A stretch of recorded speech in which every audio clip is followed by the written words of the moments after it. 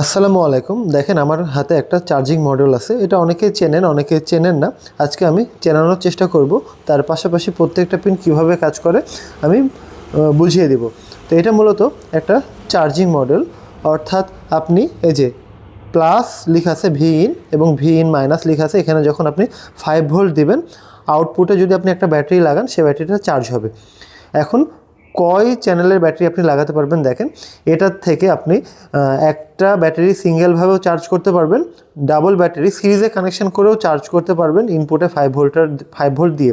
এখানে দেখেন এটার মাধ্যমে বুস্ট করতে পারে ভোল্টেজ, অর্থাৎ ইনপুটে যখন আপনি 5 ভোল্ট দিবেন, আউটপুটে আপনি 8.4 ভোল্ট পর্যন্ত আপনি পেতে পারেন, যেটা ভেতর থেকে সার্কিটটি বুস্ট করে নেবে।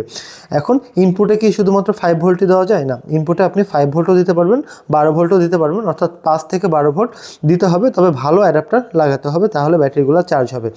এখন দেখেন এখানে কিছু ইন্ডিকেটার দেওয়া আছে।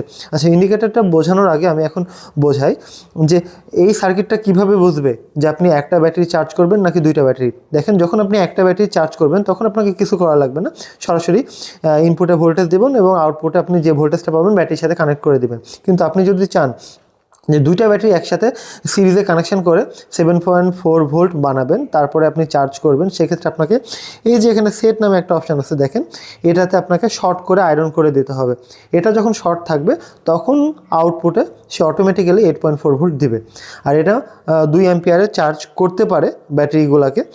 আর এখানে দেখেন যে পিনগুলো আছে, charge, LED plus, standby. মূলত এই যে চার্জিং মডেলে যখন ব্যাটারিগুলো চার্জ হয় তখন চার্জ পিন থেকে নেগেটিভ সিগন্যাল আসে, আবার যখন ব্যাটারি ফুল চার্জ হয়ে যায় স্ট্যান্ড বাই থেকে নেগেটিভ সিগন্যাল আসে।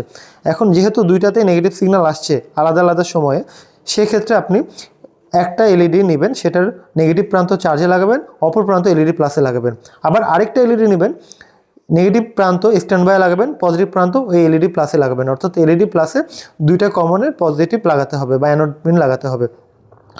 আর অবশ্যই এই কন্ট্রোলারটা যখন আপনি ইউজ করবেন মনে রাখবেন যে আপনি যে ব্যাটারিগুলো ইউজ করবেন যদি 2 সেলের ব্যাটারি হয়, সেক্ষেত্রে আপনাকে দুইটা ব্যাটারি 4 ভোল্ট করে নিতে হবে, অর্থাৎ 4 ভোল্ট করে চার্জ করে তারপরে লাগাবেন, না হলে উল্টাপাল্টা কাজ করবে।